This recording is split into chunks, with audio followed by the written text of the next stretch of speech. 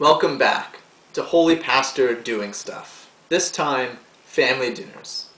Now, navigating family dinners can be frustrating and stressful for a lot of people, unless you're God and you have the perfect family called the Trinity. Now, perhaps some of you could tell me otherwise, but I think that family dinners are stressful for two reasons. And reason number one, food. Now, obviously, if you're hosting a family dinner, then preparing food that tastes good and is ready on time can be a pain. At least, that's what my wife tells me.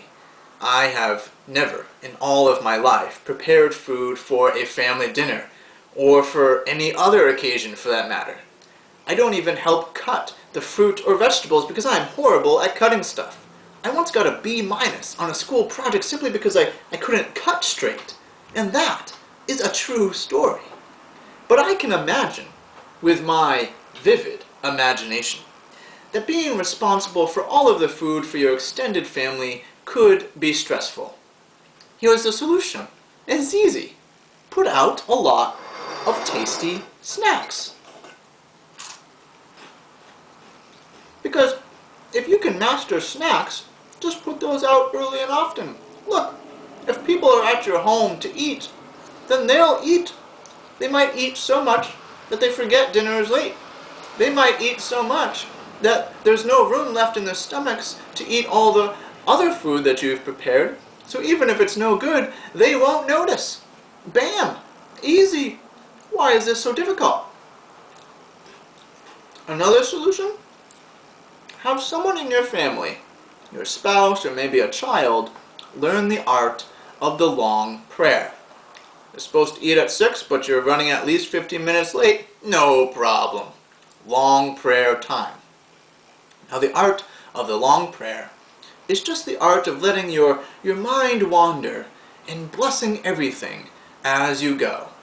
For example, Father, bless this food we are about to eat. Bless the corn grown by hands here in Vermont, or perhaps elsewhere, I suppose. And we thank you for the Native Americans, bless their hearts, who taught our ancestors long ago how to plant corn, and for keeping our ancestors alive so that we could be born generations later and gather around this table. And bless us, their descendants. Bless my dear wife, who has made much of this food, for she is a kind and gentle soul, and she inspires me every day, and she comforts me when all is not well. She is a model for all of us. And so on, until you get to the Amen, until the food is ready. If you say a few things about every piece of food, and about every person gathered around the table, then friends, you've got at least 15 minutes right there. And you just keep on praying, keep on blessing, until the food is ready. Food can save you too, if you're not hosting the family dinner. Because sometimes family dinners can be stressful if you get stuck talking to a family member that you don't have much to say to, and then it's awkward. Now let's be honest. Families are good and all, but we don't always know how to have fun together. So the solution? Stick by the snack tray that your good host, who probably listened to my advice, put out for you. If no one else comes by, you can just pretend that you're hungry. If someone does come by, talk about the food and how good your host is. Bam! Easy. Now, the second reason why family dinners can be stressful and frustrating is that crazy aunt or uncle or cousin who always does or says the most ignorant and ridiculous and offensive things. So, here's your Uncle Michael, the bigot. More Jews, Italians, Russians, and Mexicans are moving to our neighborhood all the time, ruining the whole community. Or, homosexuals are the devil incarnate. Or, why can't you keep one boyfriend for more than 6 months? You're a real Okay, Uncle Michael, you've had enough to drink. Every family has one.